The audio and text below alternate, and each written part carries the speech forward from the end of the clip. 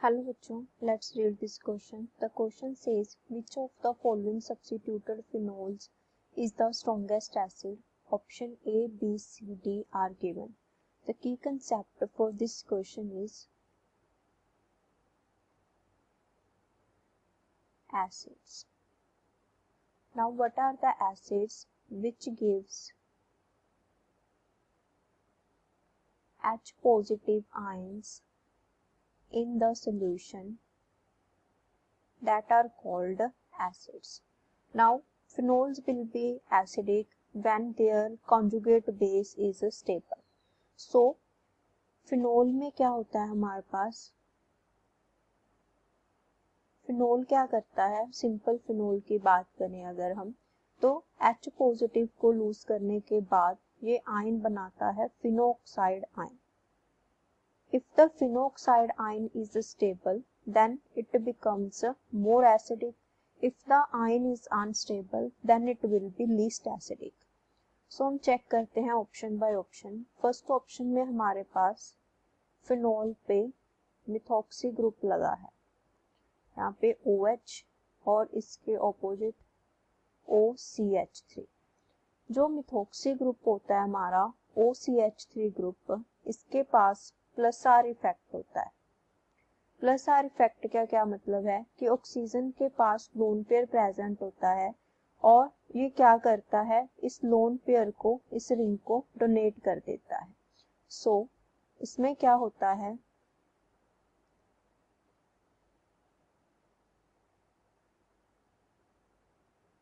After losing H positive it will become O negative और यहाँ पे OCH3 है.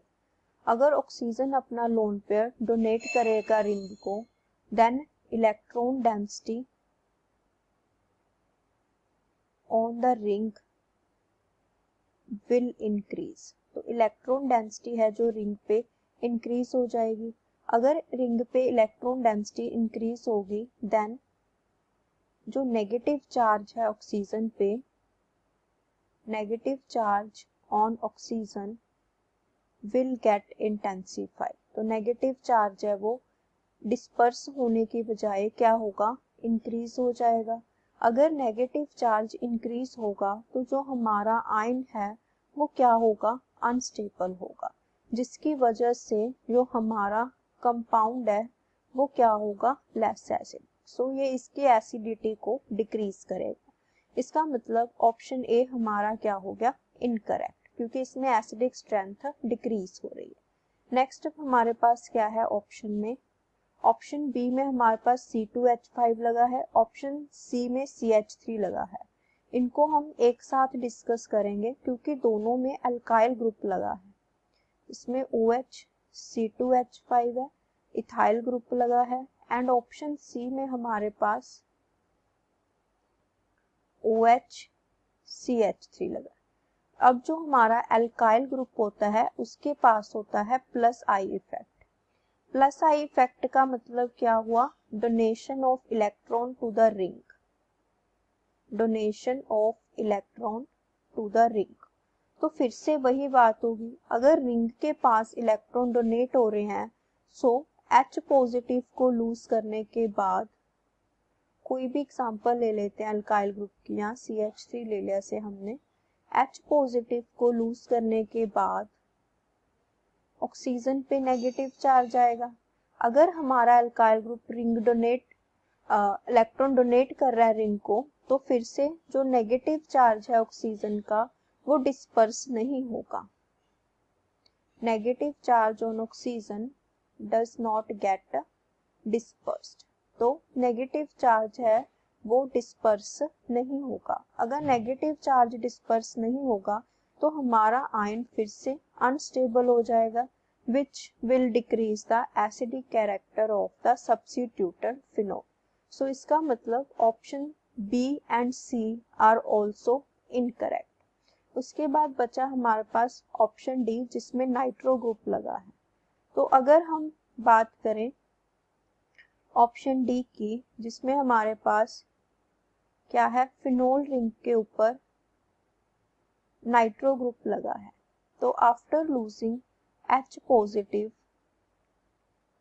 ये हमारे पास क्या बनेगा O नेगेटिव, और यहाँ पे क्या होगा NO2।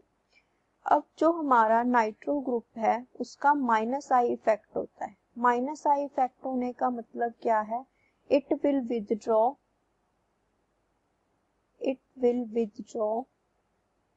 Electron from the ring.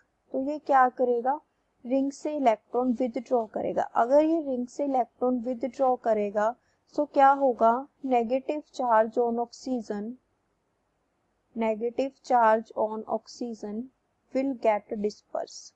अगर नेगेटिव चार्ज डिस्पर्स हो जाएगा तो जो हमारा आयन है वो क्या हो जाएगा, स्टेबल हो जाएगा। अगर हमारा आयन H पॉजिटिव को लूज करने के बाद स्टेबल हो रहा है, दैट मीन्स ये क्या हो रहा है, हमारे पास एसिडिटी को इंक्रीज कर रहा है।